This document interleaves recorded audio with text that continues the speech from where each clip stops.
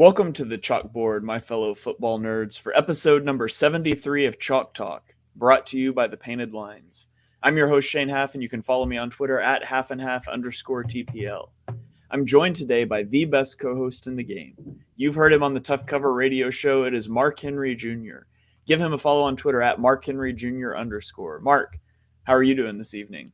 I'm doing great. Again, it's great to do these review pods after tremendous Eagles victories. So I'm always going to be good when the Eagles play the way they did on Sunday.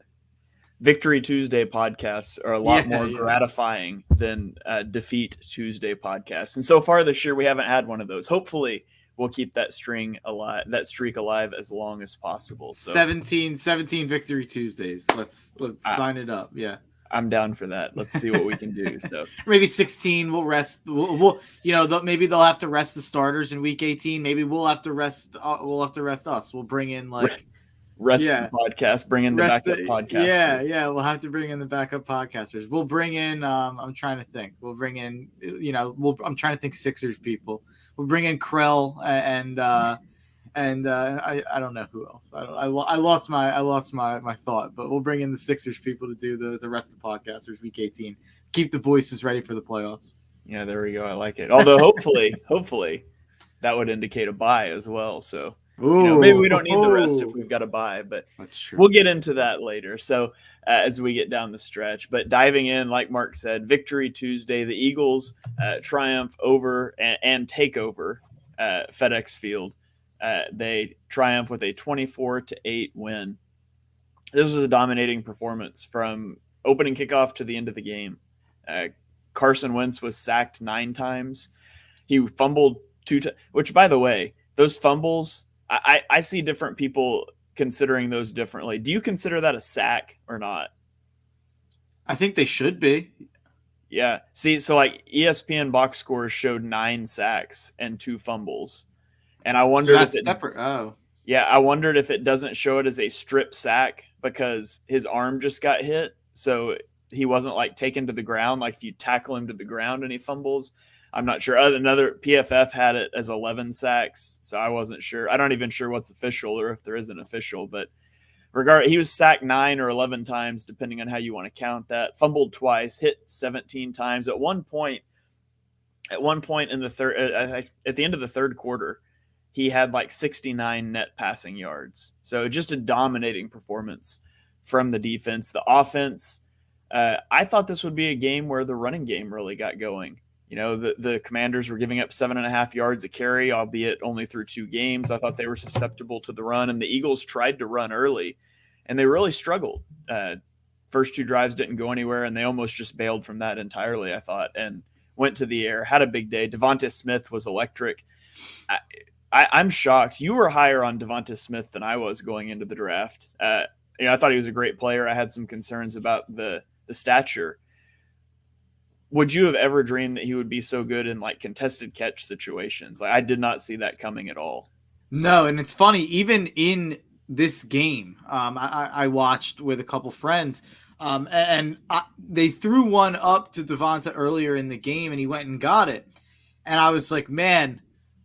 That's not what you'd think of him for. Like you'd think that ball or that type of ball would go to AJ, and you'd think you wouldn't be putting Devonta in the situations of go up and get it and 50-50 jump balls, and that's what he did all game on Sunday, and he had the bigger one later on in the game, obviously down near the goal line.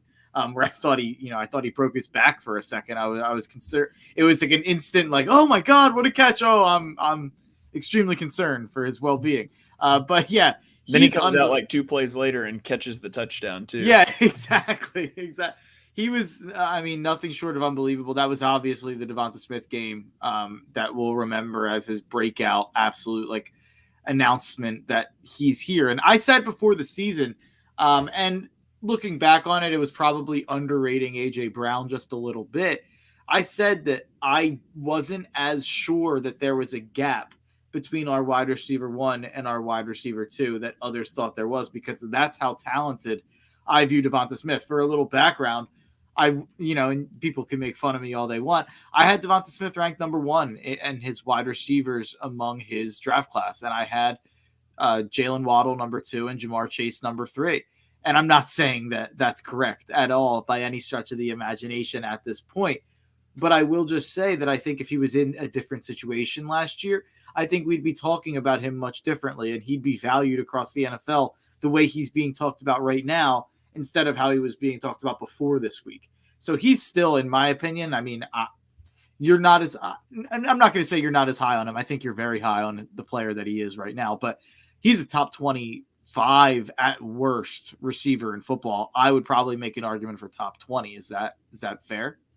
I think so. I had him as wide receiver 3 in that draft. I had Waddle 1, Chase 2, Devonta 3, and I was concerned about Devonta's stature. Just, and so far he hasn't been injured. That could still crop up throughout his career. He's still an undersized guy, but in terms of getting off of press, he was a guy said his traits don't match what he's good at, because what he's good at is getting off of press. That was one of the things I was most impressed with him in college, was his release. Well, he's not a big guy. He's not the type of, so his traits and his skills didn't match. I didn't know how that would translate. It's translated well. One of the things that I really like from an X's and O's standpoint, if I can nerd out for a second, that the Eagles have done so far, they've started to go, and they did this a lot against Washington, they started to go empty. The running game wasn't working anyways, so you don't even need the threat of it. Go empty. And a lot of times they were putting Devonta Smith in the slot with Dallas Goedert out wide. And what that does is it forces the defense to either A, play zone coverage, which now you have Devonta Smith on a linebacker or a safety. That's a win. Or B, if they're going to play man, they have to tip that off pre-snap by putting a linebacker all the way out to the boundary on Goddard. And now you can dial up your man beater concepts. And I just love that they're doing that. They're trusting Hurts to make those reads and to get the ball out. And, Devonta Smith, 8 catches, 169 yards. That's a career high. So a great game for Devonta Smith. And, back in week 1, people were talking about, are they going to feed A.J. Brown too much? What's going to happen with Devonta Smith? Blah, blah, blah. Well, I said going into the season that teams are going to have to pick who they let beat them. The Lions put Jeffrey Okudah on Devonta Smith that whole game. And so A.J. Brown went off. That's the same guy, Jeffrey Okudah, who was a top 5 pick, who obviously had a bad rookie season, but he just shut down Justin Jefferson this week. Really good football player. And that's what having 2 guys like that allows you to do. It allows you to pick those matchups. Whoever you take away, you can feed the ball to the other guy. And as long as the chemistry stays there between those guys, which I don't think that's a concern anyways, but even if it was, winning cures all ills. The Eagles offense is just on fire. Now, they've scored 24 points in the first half 2 weeks in a row. Haven't scored a point in the second half in the last 2 weeks. Do you think that's something to be concerned about with the offense? Yeah, I don't think it's necessarily something to be concerned about, but I think it's something that will crop up at some point and make a game closer than it should be, and maybe even cost them a game in terms of the way that they take their foot off the pedal a little bit in terms of their play calling. And even there was a 4th and 1, I believe, at the opposing 45 in this game in the second half. I think it was 24-2 at that point, maybe 24-0. And Sirianni punted it away. And I don't think he would ever even think about punting in that situation in the first half. And we've seen how aggressive he's been in close games. So, I think it's something that'll probably annoy us at some point going over a game this year that either made a game closer than it should be or cost us a game. But you mentioned how you have to pick your poison with Smith and Brown, but Goddard is the type of guy who can kill you as well. And we obviously we saw the deep ball with Quez a couple weeks ago.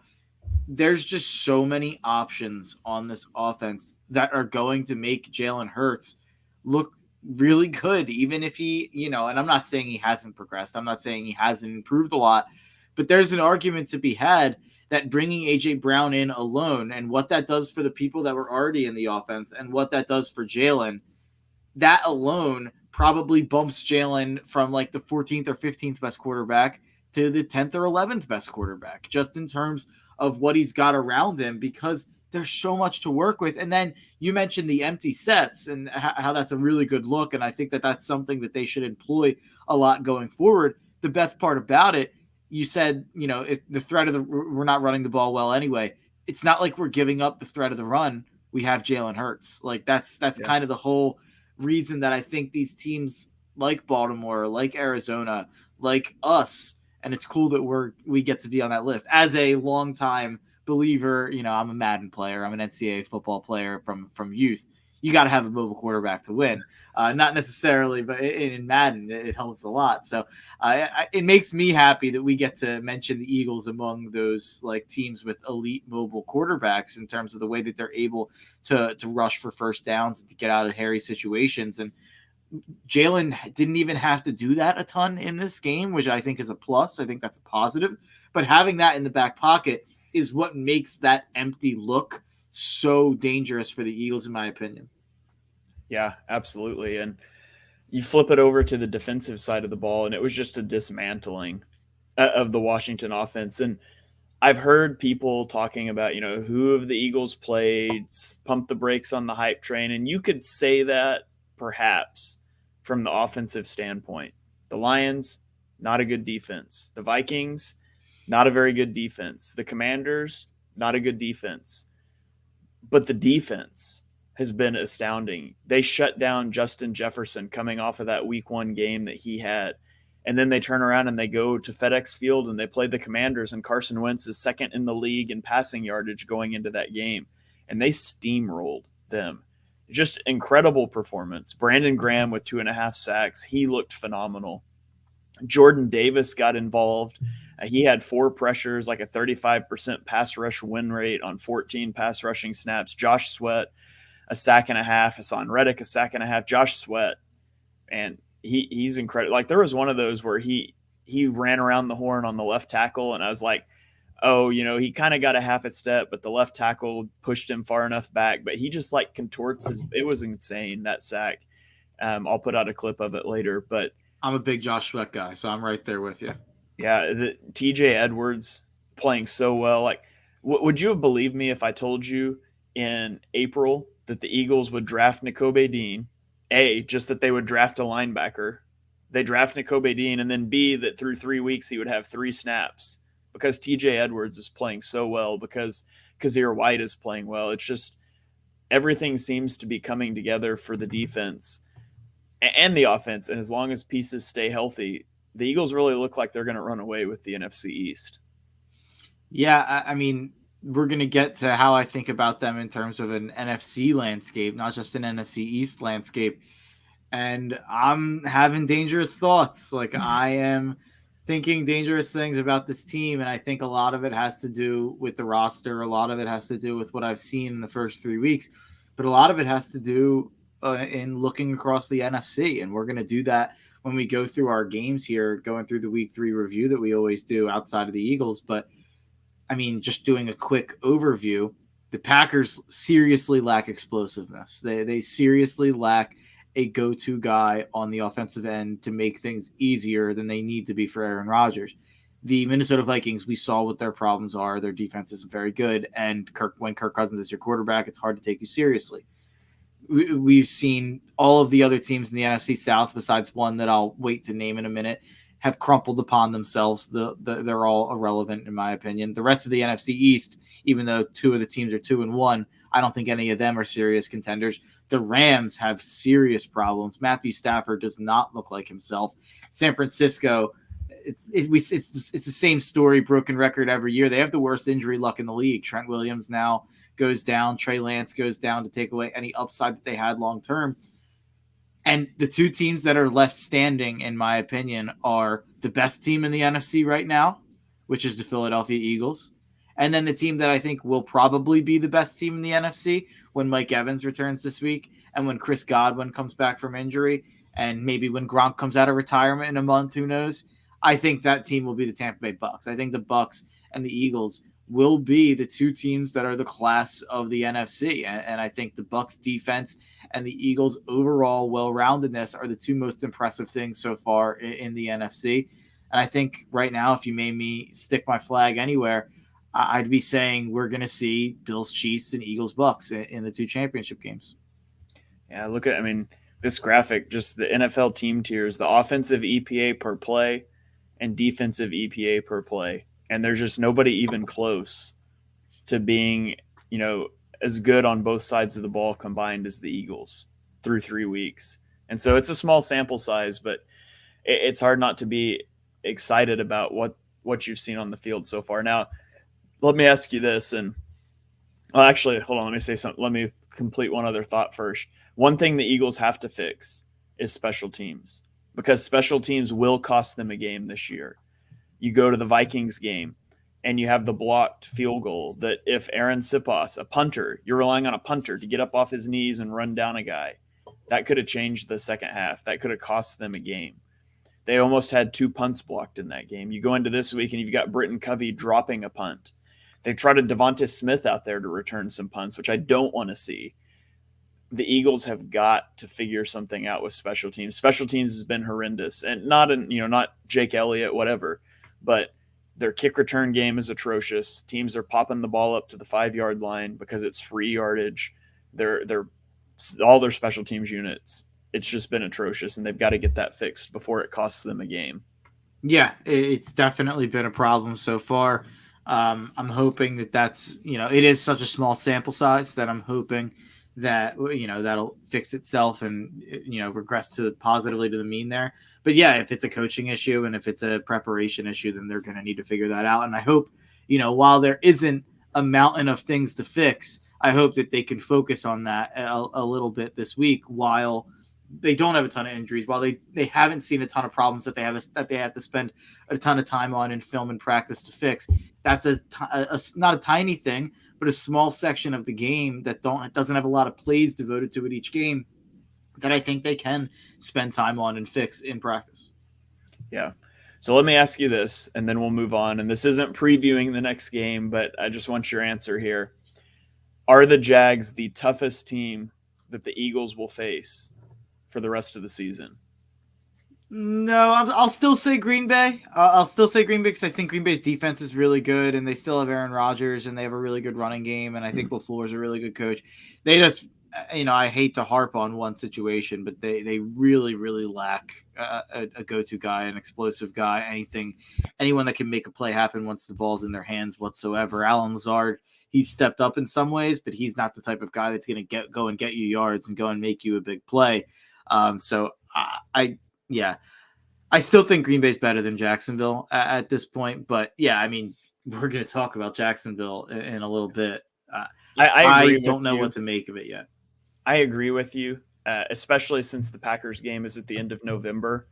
If you told me like Packers week 4, Jags in November, I would say the Jags is the toughest game. But I think the Packers will figure it out. But this is a big test for the Eagles, and I think it's the toughest game they have until, like I said, the end of November when they play Green Bay.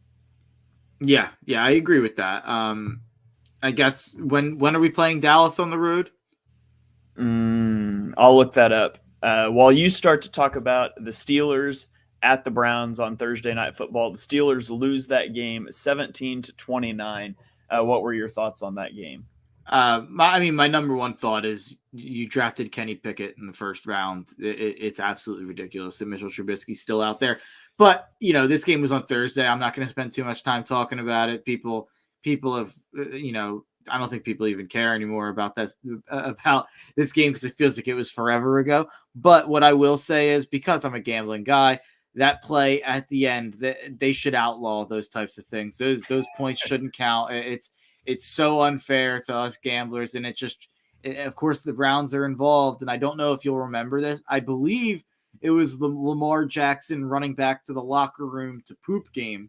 The Browns at the end of the game had a very similar lateral type play. I actually had a long winning streak of calling into the Barstool gambling show that I call into, that I went up to, eventually ended because the Cleveland Browns had that lateral play and ended up giving up, I believe it was either a safety or a touchdown to the Ravens that caused the Ravens to cover instead of the Browns to cover. And watching that on Thursday night gave me PTSD. Yeah. So the Eagles travel to Dallas on Christmas Eve. I don't know how I forgot that, but yeah. Well, I will. I mean, we'll talk about Dallas. We'll get to that game. I have some thoughts. All right. So Amari Cooper with his second straight 100-yard game in this one. Remind me, what did Dallas get for Amari Cooper again? I actually kind of hate this narrative. I hate this narrative because they had to pay him $20 million. That's what they were trading to do. And why couldn't they afford to pay him 20? What are they paying Zeke this year? No, it's actually, that's not even really what people should be focusing on. What people should be focusing on is that Dallas has cap room right now. Mm-hmm. Dallas has like, I think it's like 12 million in cap room or something crazy like that. Like they have the most in the NFL of available cap room, and people have been like waiting for them to do something. At least they were in the weeks leading up to the year, into the point where I think they were even mentioned for Bradbury before the Eagles had signed him late. Like they were in the conversation for that. So it's a bizarre move that they're not spending money. I don't know what that's about. If they're planning on giving out a big extension or something, like I don't know what that's about. But I will just say Cleveland did not get some steal for Amari Cooper. They're paying him $20 million. So when people do the whole, the Vikings gave up this for Jalen Reagor, and it's like, yeah, little Jalen Reagor makes like $18 million less. Or Jalen Reagor probably makes a little bit more than I just gave him credit for right there. But he's a first round pick. Yeah, he probably makes like $4 or $5 million. But so I got a trivia question for you. So Amari Cooper, back-to-back 100-yard games. He's the first player to do that for Cleveland since who? Do you have a guess? It's got to be Josh Gordon, right? Yep, Josh Gordon in 2013. So, which talk about a career that went off the rails. But I'm with you on the Pickett thing. Like Trubisky started out 8 of 9 passing, rushing TD. They had the lead, but when you refuse to throw downfield or over the middle, teams will adjust, and the Browns did. And Trubisky's just not it.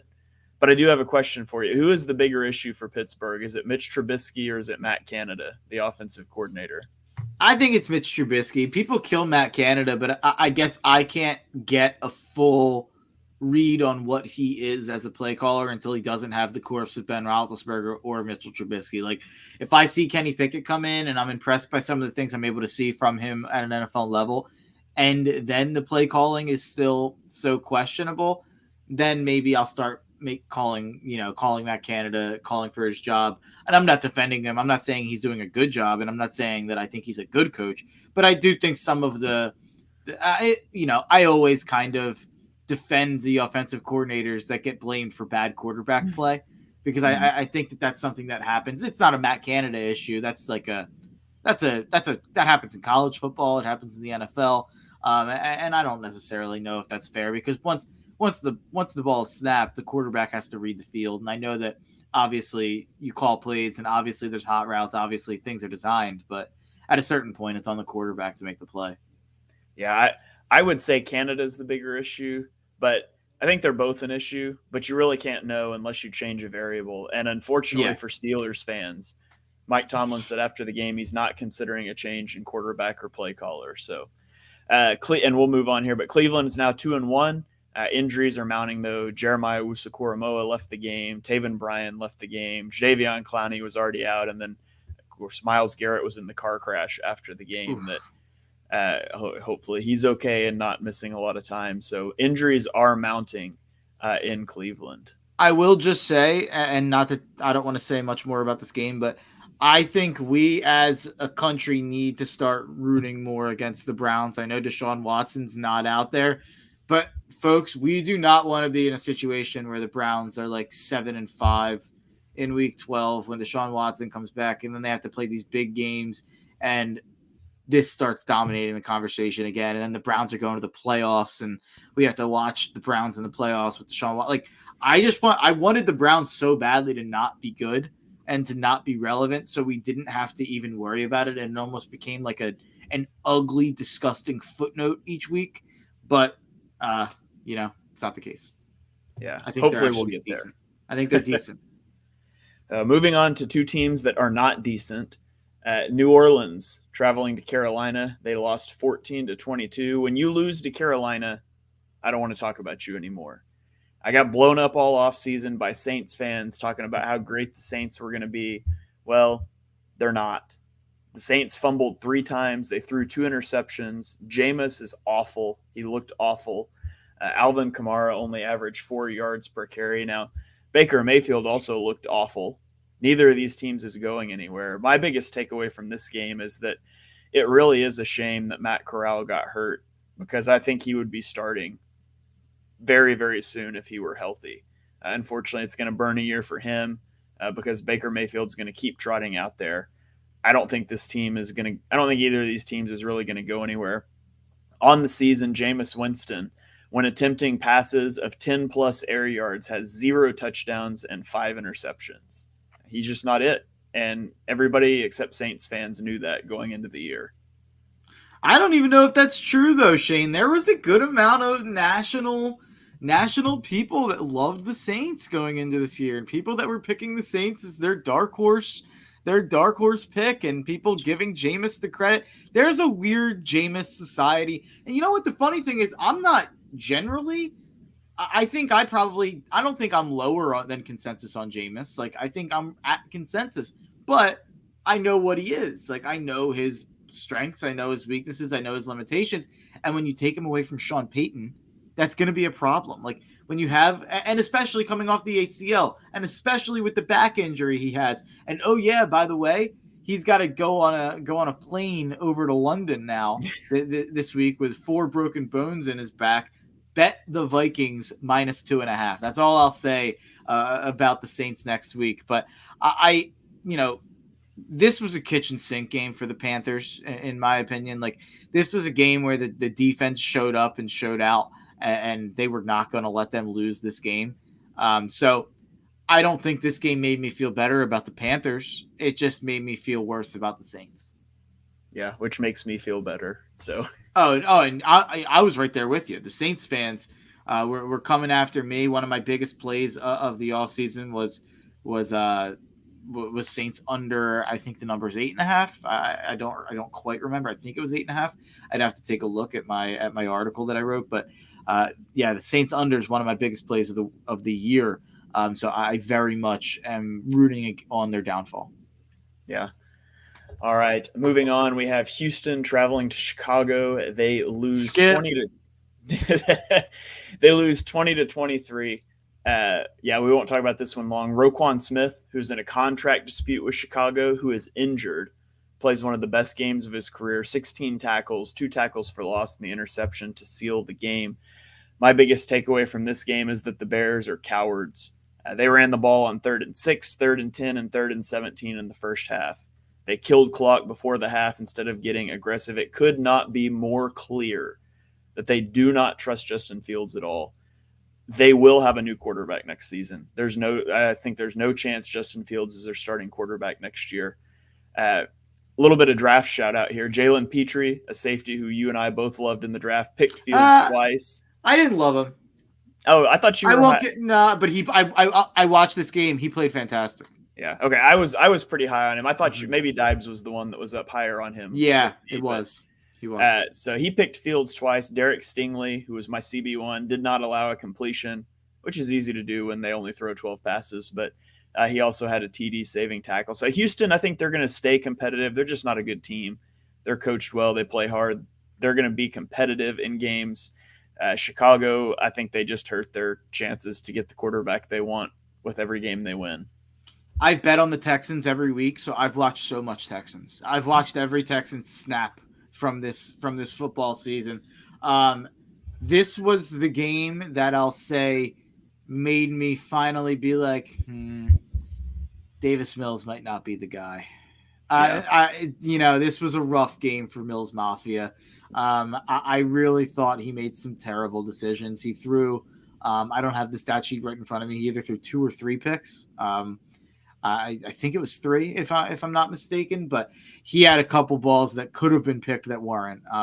So this was a game that I walked out of feeling much, much worse about both quarterbacks. And switching over to the Bears, I don't want to kill Justin Fields because I really don't think any of it's his fault. I think, and we've talked about this at length, that I think this is the worst situation in the league for any quarterback, especially a young quarterback. What they did this offseason was malpractice in terms of building a quarterback and putting things around your quarterback to make him grow. But I will just say, I'd like to see more from Fields, even in the worst of situations. And maybe this is me. It's kind of a Trevor Lawrence situation from last year where I loved Trevor Lawrence so much as a prospect that even in the worst of situations, I came out disappointed that he wasn't able to make things happen just off of pure talent. And maybe that's just not how it works at all in the NFL. But I expect more than 23 completed passes from Justin Fields. And I know they're not letting him throw it a lot. And I know their receivers are terrible. But at a certain point, he's got to go and make it happen on his own. And I'm getting a little concerned that it's not just the situation around him. Yeah, that's well said. I don't disagree with any of that. So let's go on to a game that was shocking, eliminated a lot of people in survivor pools, cost me big bets. That is Kansas City traveling to Indianapolis and not only not covering what was a 4.5 point spread, they lose the game outright, 17-20. Jelani Woods, the guy we were both high on, had 2 touchdowns in this game, including the game winner with less than a minute left. Kansas City, everything that could go wrong for Kansas City in this game did. Sky Moore muffed a punt. They missed an extra point. They missed a field goal. They had a poorly executed fake field goal. Like, this was just one of those games where everything that could go wrong did for the Chiefs, and they lose on the road. Matt Ryan fumbled twice. He's fumbled 7 times through 3 games. The Colts O-line is not good. And Ryan invites pressure, and he's got bad ball security. He's on pace for it to shatter his career high in fumbles. But Indianapolis escapes with a win to stay relevant in an AFC South that's not very good. Yeah, I mean, if the Chiefs have Harrison Butker, they win this game by double digits. Mm-hmm. That's it's really that simple. But everything, like you said, everything that could go wrong did. I had my biggest play of the week on the Chiefs -4.5. I also had the Chiefs and the Bengals parlayed together in a money line parlay. So even when I realized they weren't going to cover, the fact that they lost that game, Chris Jones, did you? I just zoned out because you were reading off all the things that went wrong in this game, and I was seeing red. Did you mention Chris Jones? Did you mention? I didn't, but yeah, the unsportsmanlike conduct. He looked at Matt Ryan and said something, and the refs were like, Matt Ryan's a grandfather. The man's a statue. You can't say something mean to him after you hit him. That's a flag. That's mean. I cannot believe that they got a sack on. I think it made it like 4th and 18 or something like that, or 4th and 15, whatever it was. And they just, whatever. Unsportsmanlike conduct, first down, keep it moving. Red Zone later on in the day, in the 4 o'clock slate, Red Zone did their, Gillette drive of the day or whatever sponsor it was. And they showed that drive and didn't mention the fact that it was aided by an unsportsmanlike conduct to get them down the field. They're just like, oh, what an 85-yard drive. It's like, well, 15 of those yards were, Matt Ryan being looked at wrong and the ref feeling some type of way about that. That is an unbelievable call. And then even after all of that, the missed field goal, the terrible fake field goal, running it up the gut on 4th and 1 when your quarterback is Patrick freaking Mahomes, and then Mahomes walks off the field and for the first time of his career shows some anger and wants to fight Eric Bieniemy basically. After all of that, no sportsmanlike conduct, gets Indy all the way down the field. They score the touchdown. They go up. Mahomes is driving down the field. Mahomes is taking them down the field, and a tipped pick to end the game. And it's just like, I could not believe that the Chiefs lost this game. They outplayed the Colts in every single facet. That, by the way, we talked about the Eagles needing to figure out special teams. The Chiefs need to figure out special teams. And at least their kicker got hurt. That's a lot of their woes, but yeah. They need to take Sky Moore off punt returns, because even after he fumbled the punt return, he did another one where he fielded it on the 3-yard line, and he got to the 8. Sky Moore is not a punt returner. Maybe he was at Central Michigan, but he wasn't. He has no experience punt returning in college. It's something they're trying to get him accustomed to, and it's not going well. That's an insane decision by Andy Reid, and he made some insane decisions, such as, I can't believe I have so many things to say about this because I'm searching through my brain and I know I'm going to forget something, but Andy Reid had 3 timeouts and let the Colts score with 30 seconds left. You have 3 timeouts, dude. Just call one with a minute. They're at the 5-yard line. They're probably going to score. Maybe you should leave Patrick Mahomes a little bit of time. maybe that's a good idea. Andy Reid has still not opened up Madden 03 through 22 to realize how to run a clock. And I'm not an Andy Reid guy, and I don't want to do a whole dissertation on this. I think when he's mentioned among the names such as like Bill Belichick and Sean Payton, I want to vomit a little bit. And I also think I can't believe I'm venting, folks. I'm sorry. I won't have this much to say about the other games, I promise. But I will just say, I think Andy Reid gets an insane amount of credit for Patrick Mahomes being Patrick Mahomes. I'm quite confident that Patrick Mahomes would have figured out how to be an all-time great pretty much wherever he went. And I'm not saying Andy Reid doesn't do a good job. Unless it was Chicago. Yeah, unless it was Chicago. I'm not saying Andy Reid doesn't do a good job, but a lot of the time I'll hear him mentioned as like, Mahomes was so raw and Andy Reid coached him up and turned him into this. And it's like, all right. I watched him at Texas Tech. He was pretty damn special. Like I've just always cringed anytime I've heard that line of thinking. And watching this game, it felt like Andy Reid was like, hey, Patrick, you want to play with a terrible play calling strategy and see if we can win anyway? Let's try it. It'll be fun. Like it was like turning the video game on to like all Madden, like when you don't have to. I don't know. That's what Bill Belichick's been doing for 3 years. So maybe Andy Reid thought he would try it. Yeah, Bill Belichick's like, I'm gonna force myself to have a worse team than everybody. I'm gonna hire idiots around me, and and let's just try to win and prove to myself that I'm great. This Chiefs game, I never want to think about it again. I just vented all that out there. I will just say, Jelani Woods, he's a stud. We were right. But I never want to think about this game again, and I never will. I wish I could get the Men in Black, like the mind eraser of this game, because man, oh man, was it a painful watch. Yeah. All right, well, let's roll on from special teams miscues to special teams miscues. Buffalo going to Miami. They dropped the game 19-21. The butt punt, right? You get the butt punt. It put Buffalo a field goal from winning. But the Miami defense stood tall, and they pull out a win. The Dolphins brought a lot of pressure at Josh Allen in this game. They sacked him 4 times. They pressured him on 30% of his dropbacks. And like the Chiefs, this is a game where a lot just went wrong for the Bills. Josh Allen skipped a pass for a go-ahead touchdown from a clean pocket, might I say. That set up the safety that led to the butt punt. But if you score a touchdown there, you've got the lead. Allen had a fumble inside his own 10.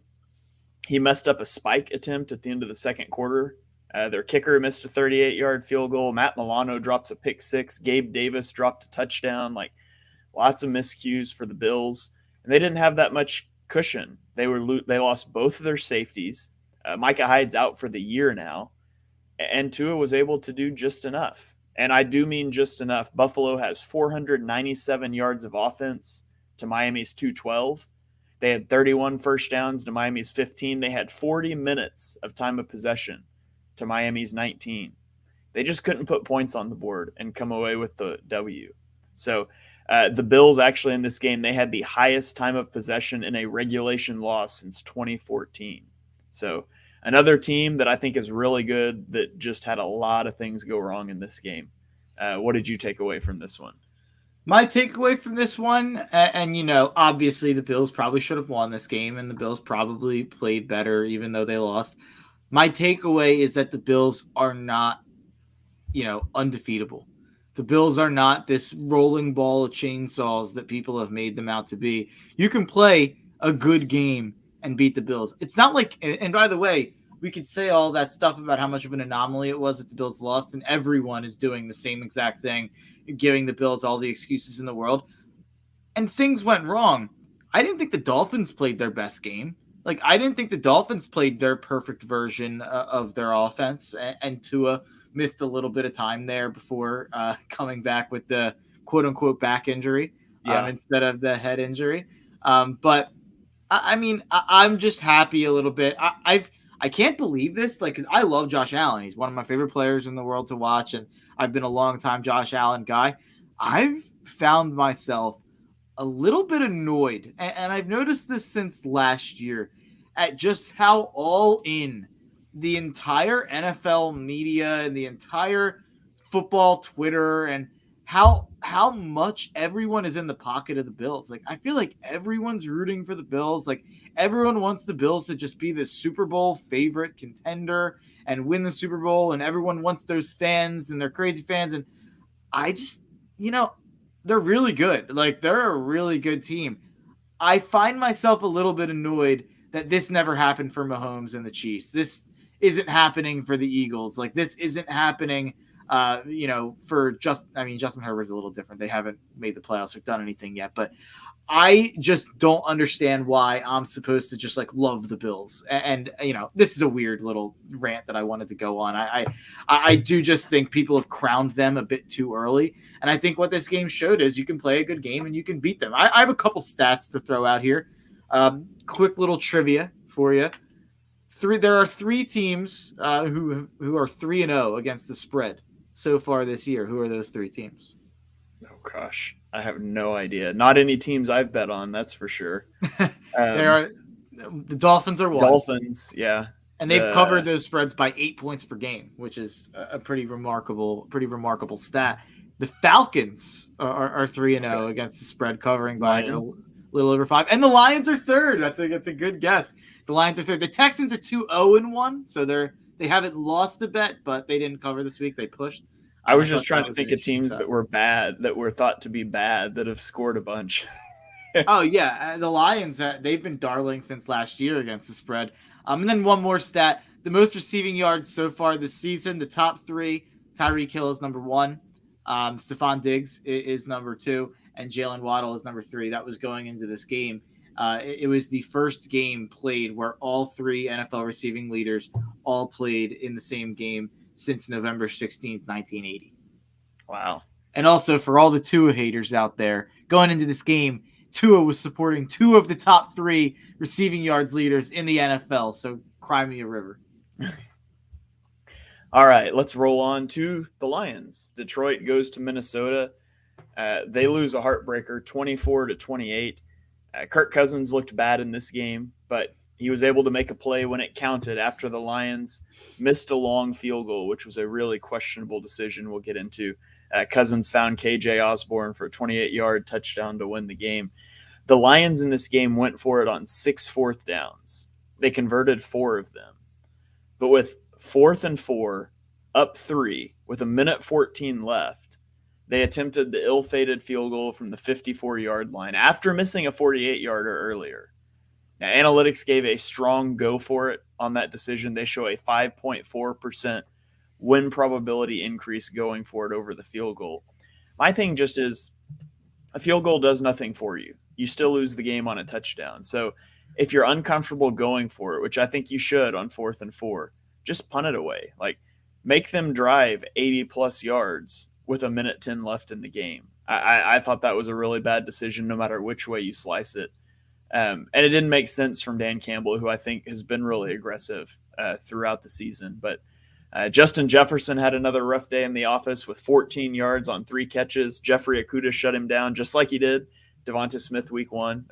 He's back, folks. He's a good football player that was not ruined by Matt Patricia. He was bad as a rookie because Matt Patricia stinks. And now he's got a decent coach and he's showing out, what he is. And then Dalvin Cook had a shoulder injury that caused him to leave the game. And so that'll be something worth monitoring for the Vikings, how long he is going to be out. From what I saw, I think he might be good to go this week. From what I was looking at, it seemed like I hadn't seen an update yet on that. It seemed like maybe I missed something as well, but it seemed like he was going to be good to go. And by the way, going back to the kick there on Dan Campbell, Dan Campbell came out and admitted that he messed it up. So I've killed Dan Campbell a lot in the past. I'm not a Dan Campbell guy. I think he's a little bit of a buffoon, but he came out and admitted that he messed up the call. He regrets it, and he would do it differently this time if he ever was in that situation again. And that's what we want to hear from head coaches. We want to hear them admit when they messed up and admit when they made mistakes instead of just, defending the situation. Or like Nathaniel Hackett did after week 1. He kind of said he messed up, but then he was like, but I might consider it if I was in that situation again. And, it all depends game to game on the situation. And it's like, no, dude, just say you messed up. Like, I think people would respect that more. And I think people do respect it that Dan Campbell came out and said he messed it up. But just from a football perspective, I've said this about a couple of games now. I walked out of this game feeling worse about both these teams.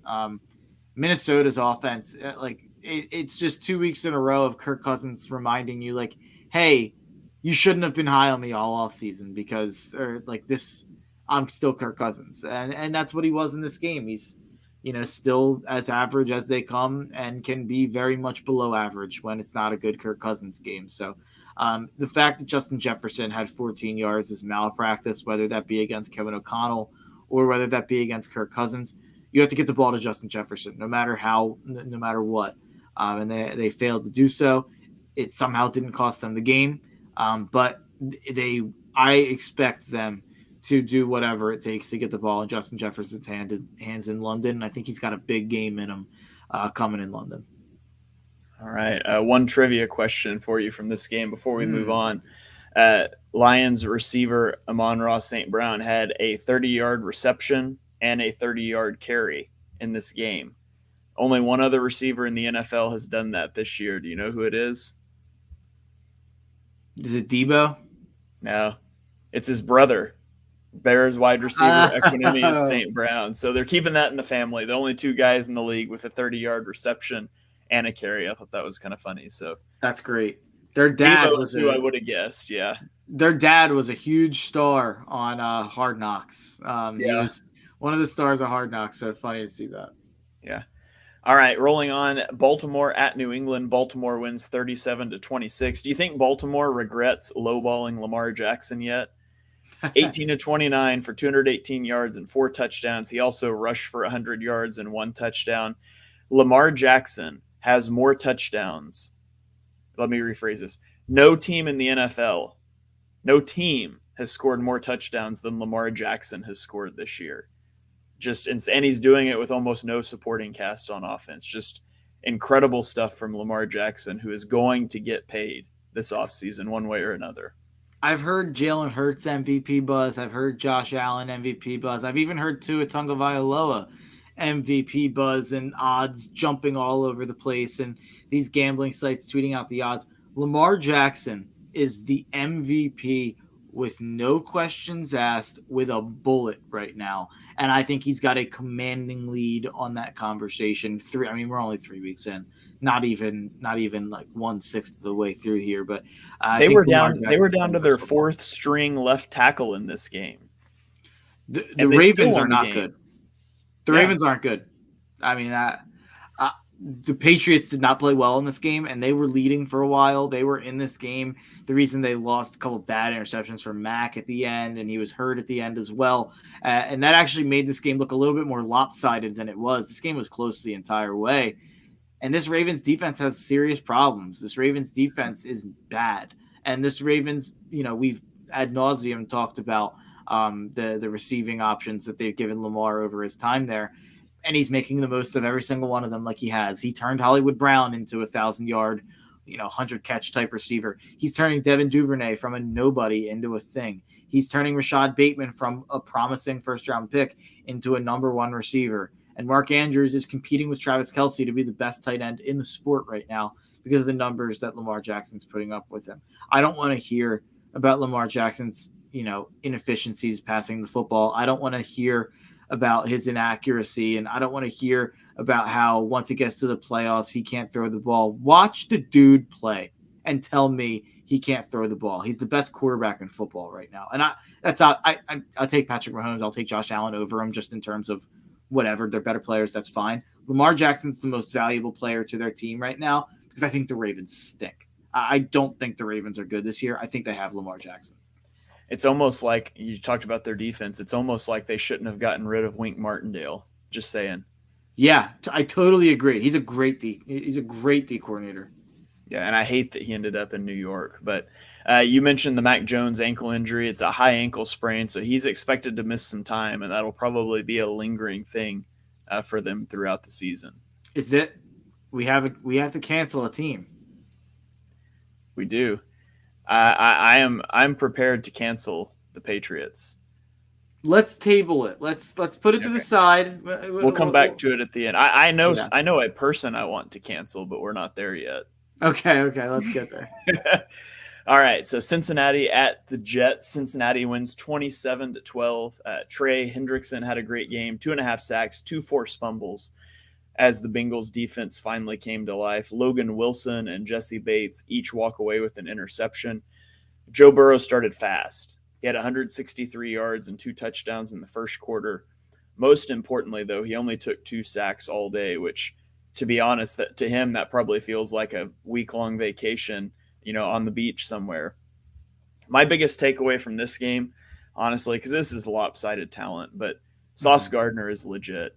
We knew that in the draft. We talked about it. He pretty well locked up Jamar Chase when he was the one on him. He ended the day with 2 passes defense, 4 tackles, a tackle for loss, and, of course, the Snow Angel celebration after he broke up that go route to Jamar Chase. But my favorite thing from Sauce was Jamar Chase, obviously, he's getting frustrated, and he started jawing at him and, stuck his hand in his face or whatever. And I just loved Sauce's reaction. He just kind of swiped his hand away and walked off. Most cool, collected. Usually you would expect a cornerback to bow up to that. He just doesn't even care. Just swipe the hand away and go back to the line. So Sauce Gardner's legit. The Eagles. I wish it was the Eagles. The Jets found a franchise corner. Yeah, Sauce is all ball, man. That guy doesn't. He's not messing around with any, getting in any fights or anything. He's the man. I love watching Sauce play, and he was definitely the only positive takeaway here, really, for the Jets. They did use Breece Hall in a way that I didn't necessarily know Breece Hall could be used. I think he got 10 targets. I think he had 6 catches in this game. So, positive for the future is that maybe Breece Hall is more of a dual threat running back than I had given him credit for previously. But the positive takeaway here is for Sauce. As for the Bengals, they did what they're supposed to do. I mean, they came out and they handled business against the Jets. I don't know if I'm walking away from this saying all the Bengals' problems are fixed and they're back on track and, here playoffs, here we come. But I will say they quelled some concerns that they might be going down a dark and winding path. It's a good sign that they were at least able to handle business against the teams that they should. We're going to learn about the Bengals this Thursday. Yeah. All right. So rolling on to our last game in the 1 p.m. slate, the Raiders traveled to Tennessee in a loser leaves town game, battle of 0-2 teams, and the Raiders lost. And now they have to leave town and go back to Las Vegas. I don't think being the final team without a win is what the Raiders had in mind when they hired Josh McDaniels, which, LOL. And then they traded for Davante Adams. Now, Tennessee was up 24-10 at halftime. They fell apart in the second half. Tannehill threw a pick. He fumbled. They couldn't move the ball. The Raiders come back, but the Titans defense holds on a 2-point conversion that would have tied the game. So, the Raiders have Hunter Renfrow, Davante Adams, and Darren Waller, but it was Mac Hollins who showed up in this game. 158 receiving yards. Mac Hollins already has a career high for a season on receiving yards this year in only 3 games with 240. Yeah, he's got a big afro now too, Mac Hollins. He looks like a completely different person. I saw his picture on ESPN Fantasy when I was scrolling through the waiver wire column, and I was like, whoa, that's Mac Hollins? Yeah, who would have thought? Coming into the year, I was really, really low from a fantasy football perspective. Every time I talked about fantasy football on my radio show, I went at length saying, don't draft Davante Adams, don't draft Hunter Renfrow, and definitely don't draft Darren Waller, because with all 3 of those targets, one of them will probably get a lot of them, and one of them will probably be really good, but 2 of them will suffer big time. Well, all 3 are suffering big time because who knew Mac Hollins was the number 1 wide receiver here. So, yeah, it's pretty crazy to see what's happening with this Raiders offense. What I will say is I think the Raiders will get back on track. I'm not saying they're going to make the playoffs, but they don't seem like a team to me that's just going to pack it in and stink this year. They've lost all 3 games, I believe, by, I think, less than 5 points. Their point differential is minus 13. Oh, man, that's brutal. Yeah, they have really had some hard luck losses. So it'll be interesting to see. I think they take care of business this coming week against Denver. I think that's a classic kitchen sink game for the Raiders, and a classic Broncos might be 2-1, but might be the worst 2-1 team of all time. So they better I think take care of business against Denver because they play Kansas City in Week 5, and they're not winning that game. Yeah, that's an 0-5 start if you don't beat Denver. So, they better take care of business there. Josh McDaniels is 5-20 as a head coach since he started 6-0 in Denver in 2019. Wow. Just another Patriot assistant. So only one, you probably know this one. Only one team has started 0-3 and made the playoffs this millennium. Do you know who it was? Is it the Texans? Yeah, 2018 Texans. So the odds are against them. I think they're going to be a competitive team. Like you said, minus 13 PD. So they've lost all 3 of their games by an average of 4.3 points. So they've had some bad luck. You would expect that to rebound, but it might be too late in just a loaded AFC West. The other note I had from this game, I don't know what's going on with Caleb Farley. He was a first-round pick a year ago by the Titans. He opened camp as a starter for them. Now he doesn't even play the nickel, and the Titans are getting gashed through the air. So I don't know what's going on with Caleb Farley, but he's a guy I was really high on that seems to be falling by the wayside in Tennessee.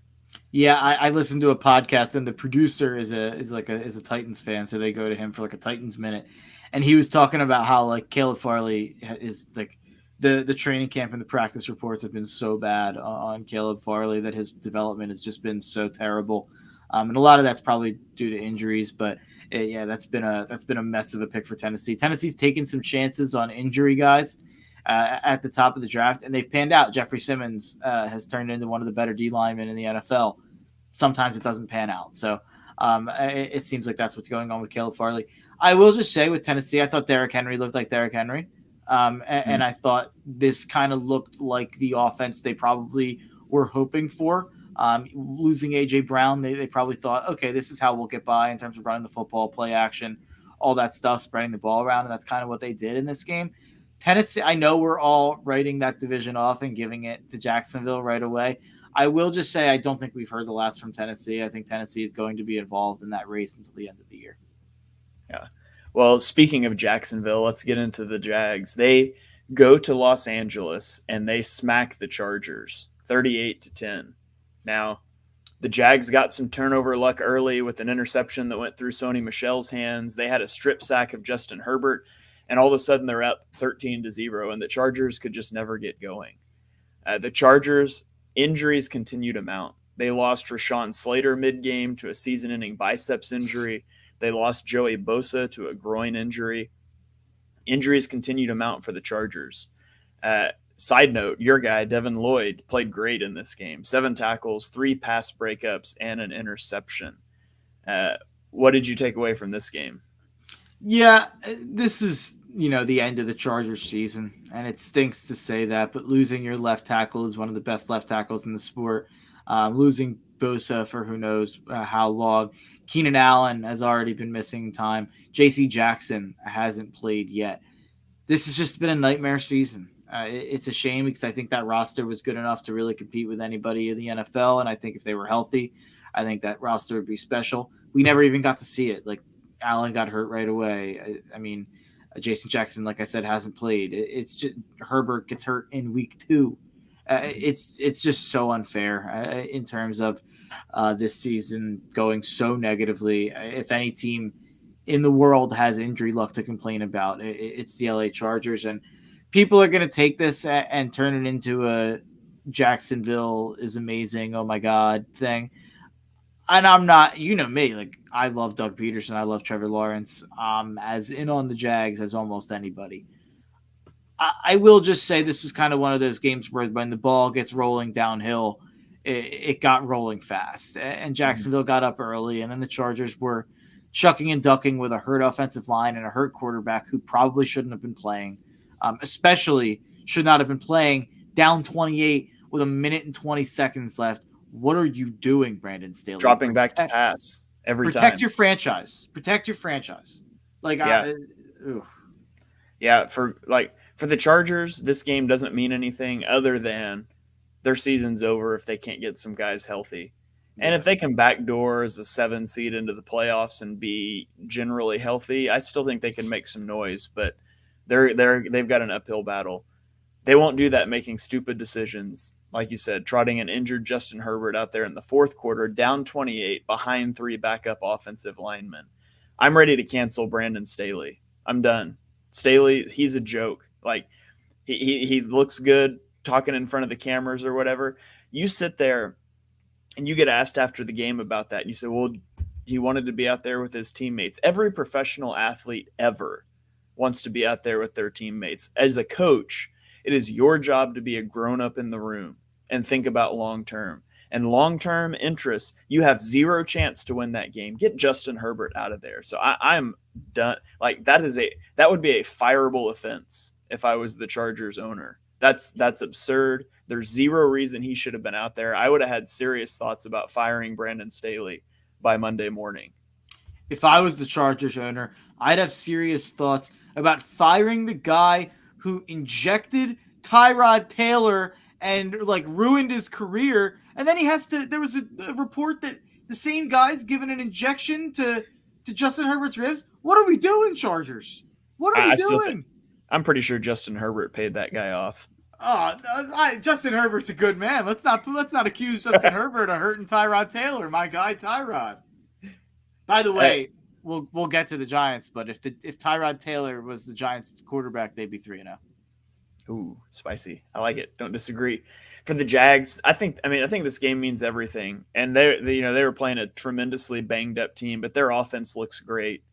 Trevor Lawrence looks like what he was supposed to look like.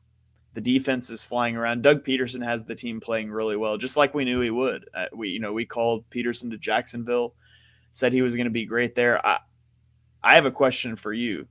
3 weeks into this season, can we safely say that Urban Meyer is the worst NFL head coach of all time? Oh, we said that we could have said that last year. What I thought you were going to say is 3 weeks into the season, are you ready to admit how wrong you were on Trayvon Walker?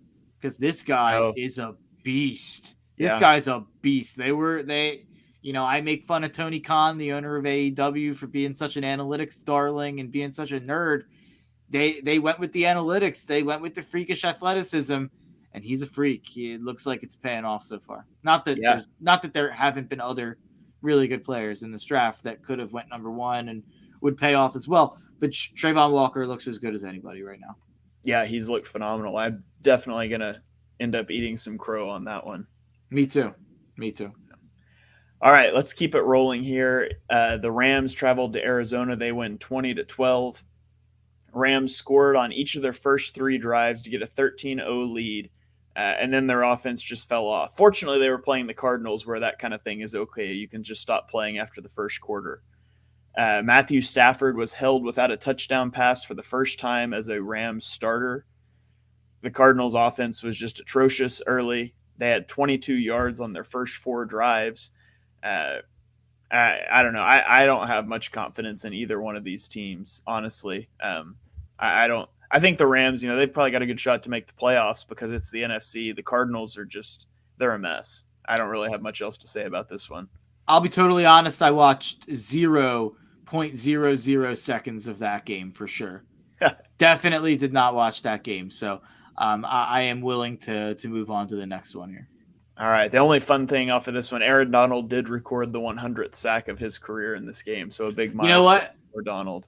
I just lied because I did see that, and it was a flag, and they weren't sure if it was going to count at first, and then they were like, "Wait, is it a flag? Is it a sack?" And then they were like, "Flag on the offense," and everyone was like, "Oh, 100 sacks." So I did see that on Red Zone actually, but yeah, I didn't have a bet on this game, didn't have a thought on this game. The only I watched it based on Red Zone, and I kept being shocked that the Rams weren't pulling away more. Yeah. All right, 4 games left. Atlanta travels to Seattle, gets their first win of the season, 27-23. The Falcons' offense is just so much fun to watch. Like, it's such a collegey approach with the pistol and the read option, and it's working. It's been fun to watch Mariota in that. They got Kyle Pitts involved. Drake London looks like a star. Cordero Patterson's being used, out of the backfield, out of the slot, just like you would expect a college guy to be used. Mariota's looked good. He had 2 fumbles in this one, but overall he's played well. The Falcons' defense just is not good. They've allowed Jameis Winston, Matthew Stafford, and Geno Smith to complete 72% of their passes this year. This was a game of fireworks early. Atlanta scored on 5 of their first 7 possessions. Seattle scored on 4 of their first 5, but Atlanta emerges with their first win of the year. Isn't it funny how, if you target Kyle Pitts 8 times, you win football games. He's probably going to get like 87 yards. He's probably going to help you out in a lot of ways because he's really good at football. So I will just say, even though I have made fun of Arthur Smith a little bit with the Kyle Pitts stuff because it's incredibly frustrating, I think he's a great coach. I think he's an incredible play caller. I think he does a lot of interesting things. Like you said, it's very college-y. I think what he's doing with Marcus Mariota is absolutely incredible. But, I mean, you said it best. They've got really interesting pieces. Cordero Patterson, 17 carries for 141 yards. He rushed for over 8 yards a carry in this game. That he was once a running back wide receiver combo. He only had 1 target in this game, 1 reception in this game. He's a full-on running back at this point. Like, he's a starting running back. And then you have Drake London, who's an absolute star, like you mentioned. Kyle Pitts, who is the 3rd best tight end in football, even if he's not being used like he is. So the Falcons are fun to watch, and they're a team that I'm going to want to watch every week. I'm going to want to bet on every week, and they play the Browns this week. I'm already tempted to bet on them again. Like, I'm already tempted to because I think that's going to be a close game, and the Falcons play these close games. So I'm starting to think the Falcons can be, an 8-win team and be frisky all year. And people are going to hear that and think that's crazy. They won 7 last year, and I think this team is markedly better than they were last season when they had a couple lucky wins. And I think they were 32nd in DVOA last year, even being 7-10, which is pretty unbelievable. Their over under was 4.5. They were one of my favorite overs on the season, and I feel great about that. Even though they're only 1-2, they could be 2-1 or 3-0. To be quite honest, if you look at all 3 of those games, they should be 2-1. They should have won week 1, but the Falcons have really impressed me on the offensive side of the ball. Defense, not so much. Yeah, hopefully the defense comes along because I'm on that over 4.5 wins as well. I don't think you'll have to worry about that. Like, I really do think they're going to hit 5+ rather easily. Yeah, I mean, they still get to play Carolina twice, so. Yeah, you're not going to lose twice to Baker Mayfield playing the way he's playing right now. Okay, Green Bay at Tampa Bay. Green Bay wins 14-12. Aaron Rodgers started hot. He goes 12 of 13 and capped the first 2 drives with touchdowns. And they would never score again. Aaron Jones had a goal line fumble, took points off the board. Fortunately, their defense bailed them out. For the Bucs, Tom Brady was missing Mike Evans, Chris Godwin, and Julio Jones. I thought Brady played fine. The wide receivers were just bad. The offensive line's bad. They have no running game. It came down to a 2-point conversion that was broken up by Devondre Campbell. I think there's major concerns from both of these teams. Aaron Rodgers is averaging 228 yards per game this season, which is the worst total of his career. The Bucs defense has looked great, but they haven't played a good offense yet, and their offense has been atrocious. Bucs have only allowed 27 points in 3 games, and they're going to have to continue to carry the load with a banged-up offense that could get good down the stretch if they can get guys back healthy. They're just not the Bucs that we expected to see so far this year. I actually walked out of this game thinking, like, man, I feel like everything went wrong for the Bucs, and they had a 2-point conversion to tie it up to go to OT. Like, this was the game I watched closest. And when Green Bay goes up 14-3, you kind of think that's over. And Tampa Bay even had like a fumble where they fumbled and Green Bay got it on the 50 up 14-3. They didn't do anything with it. I think they got sacked and punted the ball away. But yeah, I think this was actually a game where I walked out of thinking like Bucs are going to get a couple guys back and be the much better team in this matchup comparatively to Green Bay. Even though Green Bay won the game, I think Green Bay has much bigger problems and much bigger fish to fry than Tampa Bay does. I think Tampa Bay is a better team. And I think Tampa Bay, like I said earlier, they're my number one concern in terms of talking about the Eagles, looking at the landscape of the NFC, because I think once they get Evans will be back this week. I keep saying once they get Evans back, that was a suspension. He'll be back this week. Once they really get Godwin back and maybe a piece or two on the offensive line, that will be when we see Tampa take that next step. But, I mentioned the offensive line, and that's been a huge concern that people have talked about a lot. If you watch this game, I didn't necessarily think they lost because Brady didn't have enough time to throw. I thought they lost because people didn't get open. I mean, there's a reason Russell Gage got 13 targets in this game. It's because he didn't have anything to work with. When Russell Gage is by far your best option, that's a problem. I mean, I think people are kind of shocked at how Brady looks. And I guess I am just a little surprised because I'm still watching the Bucs. They're moving the ball down the field. They're getting good drives going. They just can't finish them off whatsoever. They can't score. To me, that's something that is going to regress positively to the mean at some point, especially when you have better football players playing receiver. But I will just say, if people are comparing what Tom Brady looks like with Russell Gage and Cameron Brate and Cole Beasley to what he looked like when he had Mike Evans, a healthy Chris Godwin, and Rob Gronkowski, and I know we're not supposed to talk about him because he's a crazy person and we don't talk about him as a football player anymore, but Tom Brady's numbers in the games that Antonio Brown played with those other three guys were absurd. And it's kind of the same situation that Jalen Hurts is in right now. When the Bucs had Mike Evans and Chris Godwin and Antonio Brown and Rob Gronkowski and Leonard Fournette, Brady had so many options. Tampa Bay had so many options of what they were able to do. That's just not the case right now, especially with Godwin hurt, especially with Gronk retired, and especially with Evans out for this week temporarily. So while I'm not concerned about Tom Brady, while I'm not concerned about the Bucs, I will just say I think people are overly concerned because the weapons that he's had over the last couple of years have been historic. Yeah. I think Brady's been fine. There's not much to work with there right now. Yeah. He needs to get on the phone with Gronk, get him out of whatever he's doing, and get him on the sidelines. But get Gronk and Edelman down there. There you go. All right, let's roll on to the Sunday night football game. San Francisco at Denver. San Francisco loses 10-11. Watching this game, I had a realization, and that is that not every primetime game is worth the effort or time to watch. This was such a slop fest. 17 combined punts, 2 fumbles, 2 interceptions, a safety. The Broncos' offense is horrendous. They had 10 punts on the night. They had 2 drives that started at midfield and gained 0 yards combined. Russell Wilson took 4 sacks. He only attempted 1 deep pass. The Broncos are averaging 14.3 points per game, and somehow they are 2-1. On the 49ers side, Jimmy G stepping out of the back of the end zone was the best play he made all night because it saved a pick 6. Does that give you an EPA of 5 for that play? You added 5 points by stepping out of the back of the end zone before you threw the pick 6. The Niners offense is bad. It's real bad. And now it has to replace Trent Williams, who left the game with an ankle injury. So the Broncos have a good defense. They're allowing 12 points a game. The 49ers have a good defense. Both teams are going to have to ride their defense into the ground and just pray their offense figures something out. Yeah, I'm not going to be as low on San Fran's long-term offense just because they still have Deebo Samuel, Brandon Ayuk, and George Kittle.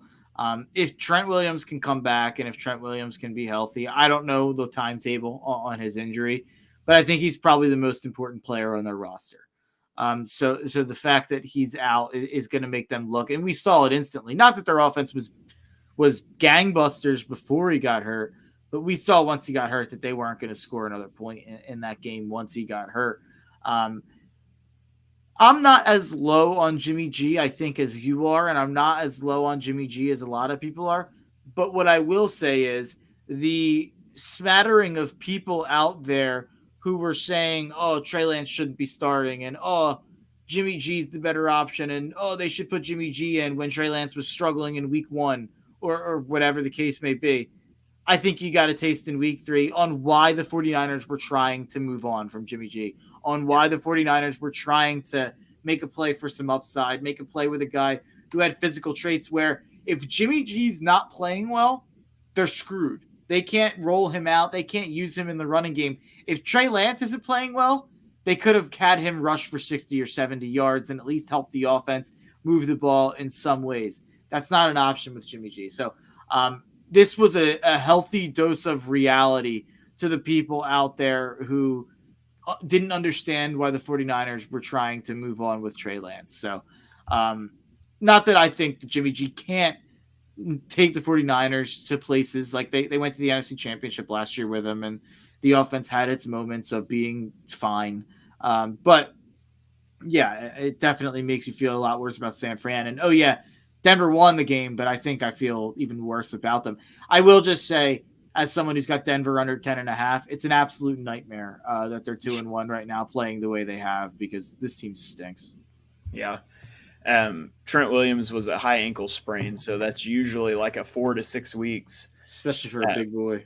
And it's not something that when you come back from, you need an off season to heal. It's not something you come back, like you deal with it.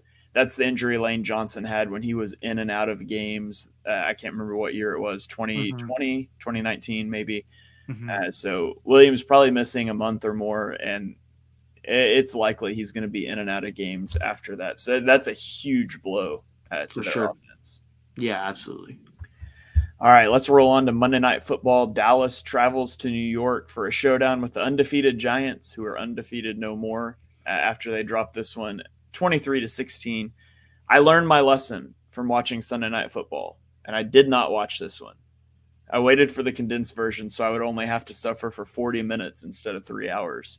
Did you get the full scope of the suckage of Daniel Jones though, watching the condensed version instead of having to sit through the full game?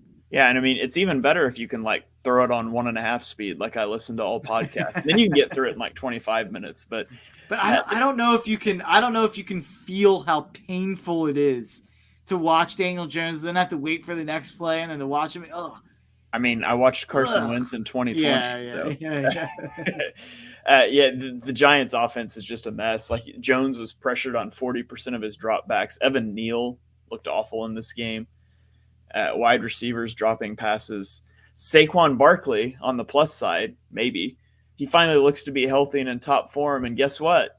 It's time for a new contract. So, again, why you don't take a running back in the top 5 or the first round period. Have fun with that. Yeah. Dallas, they ran the ball well in this game. They took the pressure off of Cooper Rush.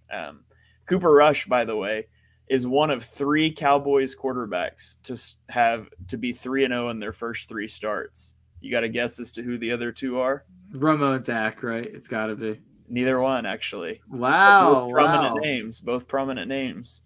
Lay them on me. Roger Staubach. Troy Aikman. Jason Garrett. Wow. I went over 3 there. Yeah. Yeah. To be honest, I barely remember Jason Garrett as a player. I don't remember Roger Staubach, obviously, but Jason Garrett now calls Notre Dame football as an announcer, and he's just terrible at it. Does he clap his hands into the mic? He just says nothing of value at all. He has no sort of insight of that would be helpful to anybody that is listening whatsoever. But yeah, Cooper Rush isn't bad. Yeah, he's Cooper better Rush than I probably gave him credit for. I didn't think. I thought they had one of the worst backup situations in the league, but Cooper Rush hasn't been bad. I think they did too. They didn't put Cooper Rush on the active roster to start the year. Someone could have claimed Cooper Rush if they wanted him. They waived him and then brought him back. They were initially only carrying 1 quarterback to start the season. So, I mean, I think it's borderline shocking how good Cooper Rush has been. And I'm starting to be a little bit nervous that the Cowboys are going to be relevant this year because 2-1 without Dak and kind of how things are shaping into form with Parsons looking like Lawrence Taylor, with Zeke and Pollard looking like a legitimate 1-2 kind of punch in the running back slot, with CeeDee Lamb kind of finally looking like the guy we've expected him to look like, even with a big drop in that game. He had a drive pretty much completely devoted to him getting them down the field to score a touchdown. So there's a lot to like with this Dallas team, and it's the big names, it's the stars, like it always is with the Dallas Cowboys. But I'm starting to think that maybe I counted them out after the Dak injury, and I counted them out before the year, and I counted them out because of the Week 1 performance, even before the Dak injury. Maybe a bit too prematurely. I think this Dallas team probably makes the playoffs. Interesting. I'm not sure that I'm there yet, but we'll see. We'll see. As a wild card, they're not going to compete with us for the division, but yeah. I think right now they're being carried by their defense, and defensive play is so much more volatile than offensive play. And so I do think they've got to figure, which obviously they're playing a backup quarterback right now, but the offense has to get better before I would start to be too concerned. Real quick. I know we're an hour, 20 minutes into a show that I thought we could keep at an hour, but I think Philly wins the East, Green Bay wins the North, Tampa Bay wins the South, and probably the Rams win the West. They probably figure out a way to win the West. The wild cards at that point are as muddy as you'd think. Let's give San Fran one, just because I think that defense is really good. I trust Kyle Shanahan to figure it out. Even without Trent Williams, I think they probably do it. Let's give Minnesota one, since they're 2-1 and they haven't even played that well, and they have the guys to do it. Let's give Minnesota one. That 7th slot, those were my 6 playoff teams to start the year, and that 7th slot I had initially had penciled in for Washington, because I was higher on Washington than consensus. I don't think it's going to be Washington. So at this point, we're talking about Dallas, maybe Detroit. Detroit's probably in the conversation at this point. I don't think any of Carolina, Atlanta, or New Orleans will be in the conversation. Or it kind of comes down to if you think Arizona is a disaster or not. I think the 7th slot is not going to be a good team. It's going to be a Dallas or a Detroit or an Arizona. Yeah, I'm with you. That's why they shouldn't have expanded the playoffs to begin with. Yeah, I kind of like it just because it gives the 1 seed such an advantage. I like the idea of one team getting a bye, because I think that gives such an advantage to that top team that I think was missing before. So I do like it in terms of that. But yeah, the 7th seed is usually going to be bad. So it's usually going to not matter. But right now, picking out of those 3 teams and going through the things we just did, Dallas would be my pick to make the playoffs. Are you a Manning cast guy when you watch the games? It's funny. I always forget about the Manning cast until the 2nd or 3rd quarter when I see something on Twitter. And then I'm like, oh, man, I have to go turn into it. And it's always good. Yeah. The one thing I'll say, and I have a very strong take about the Manning cast. Just give me the Mannings. I don't need Tracy Morgan. I don't need Shannon Sharp. I don't need the guests. Just give me the Mannings, busting each other's balls, calling out coverages, making fun of each other, bringing up old replays of them from their games, either getting jacked up or running for touchdowns or throwing bad interceptions. Like, give me all that content. I don't need the interviews. Like, I'm not watching for Peyton and Eli's interview skills. Yeah, I always forget about it, and then I see stuff on Twitter later, and I'm like, oh, I got to remember to watch that next week. But I saw this one on Twitter, and I thought it was hilarious. But Eli was saying that he said, I watched warm-ups, and he was hitting from 60. And Peyton said, you didn't watch warm-ups. Someone just told you that in your ear. You've never watched kicking warm-ups in your entire life. And that had me going pretty good. So I got to remember to watch the Manning cast next week. Eli was being a full-on Giants homer in this game, so it turned me off a little bit. But the one interesting thing, Peyton Manning, 2 weeks ago when the Broncos, was this the Broncos? No, it was Broncos Seahawks. It was week 1. Peyton Manning was like full-on Broncos cheerleader. And it's funny because, like, I think of Peyton Manning in my head as a Colt, and I always will. He's just a Colt in my head. So it was funny to see him. I think he probably identifies more as a Bronco than a Colt at this point, because the Colts kind of kicked him to the side. He won the Super Bowl with Denver. I think he probably considers himself a Bronco. Just a weird random. You think there's bad blood with him and the Colts? I'm sure no. Like, I'm sure there's not bad blood, but I'm sure, like, in his heart of hearts, he probably appreciates Denver more. Yeah. I think he's probably even like become more of a Denver guy than an Indy guy, which is a crazy thing in my head. I always felt like Indy did right by him, that he was coming off the injury. They had the number 1 pick. And they let him go pick his team. Yeah, he was obviously getting near the end and they let him go. So, but yeah, especially when you go win a Super Bowl with Denver at the end of your career, I could see your split loyalties there. Yeah, I'm a huge Peyton guy. Peyton's one of the people who got me into football for sure. Watching Peyton Manning, he was I think he's top 3, top 5 quarterback of all time. I loved his SNL sketches. The one where he was the mentor, one of my favorite of all time. Go look it up if you haven't seen it. And the shame of it is, Eli is just as good as Peyton at these broadcasting things, if not better. And it sucks because I used to hate Eli so much. I think he's one of the more overrated athletes in any sport of all time, who just had a couple insane Joe Flacco runs. And instead of, I don't want to do a whole Eli Manning conversation, but this is actually a compliment for Eli Manning. I think he's fantastic. I think he's really funny. I think he might be just as funny as Peyton, which is funny because Peyton was regarded as like the funniest athlete of all time for years and years and years. But Eli's SNL was maybe just as good as Peyton was when they did the thing about like the Big Brother beating up Big Brothers. Yeah. It was great. All right. Well, that was a 5-minute journey I didn't expect to take, but that was well worth it. So go check out the Manning Cast if you haven't. Somebody ping me on Twitter this weekend and remind me to watch it instead, because I'm going to forget again. I do every week. So, Mark, before we get out of here, do you have any final thoughts for us this week? Final thoughts. I guess my final thoughts, well, I'll turn it to you for a conversation a little bit. I know Shane probably doesn't want to talk about it, but my question to Shane, as an Oklahoma graduate, why does Kansas State just own Oklahoma? What is this? So, well, first of all, I'm actually not an Oklahoma graduate. I thought you were. I went to a smaller school here in Oklahoma, but I've been a lifelong OU fan. I graduated from OBU, but I homer for OU all the time. I am firmly convinced that I am firmly convinced that OU is going to the SEC to get away from Kansas State. I have a buddy that I graduated with that we go to an OU game every year together. Shout out Joe. He'll be listening to this tomorrow probably. We have a rule now that we will never go to an OU K-State game again because we've gone to so many that they've lost. And we don't want our one game a year to be a loss.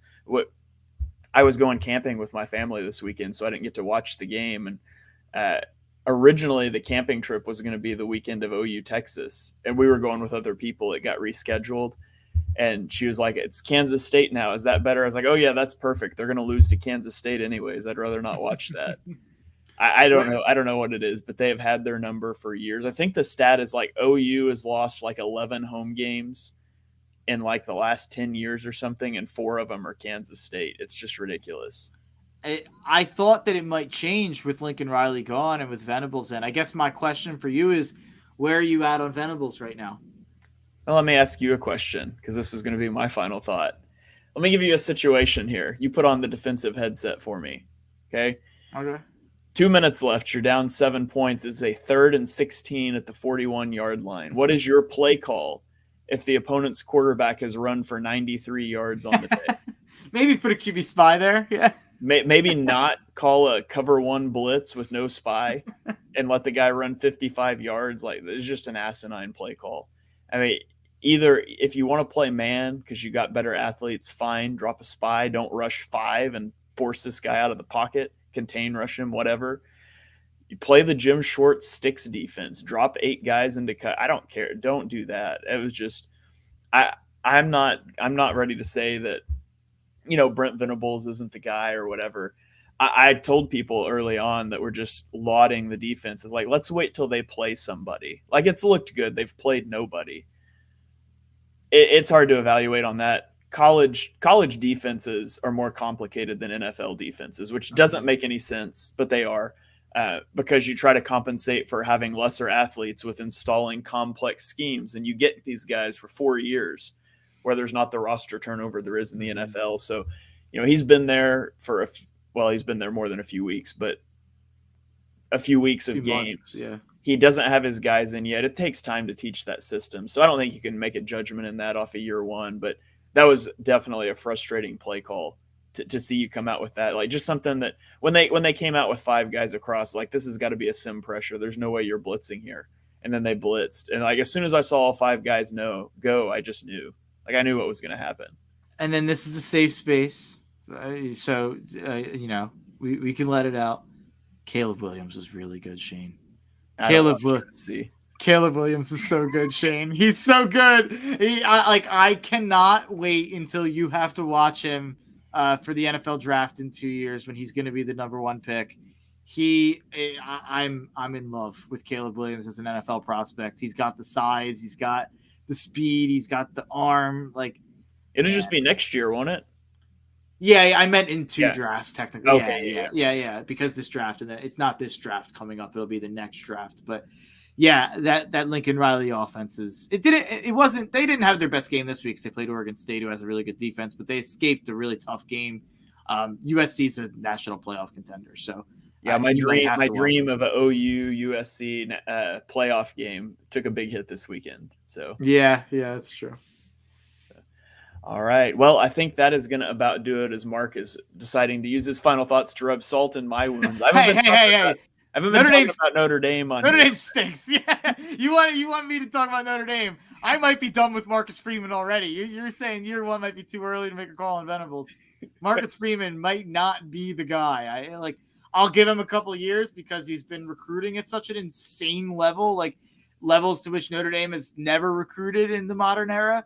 But man, in terms of the X's and O's, in terms of the scheming it up, and even Tommy Rees, former quarterback for Notre Dame, who's the OC, who's actually calling plays now, that's been rough. So yeah, the coaching staff for Notre Dame, serious concerns.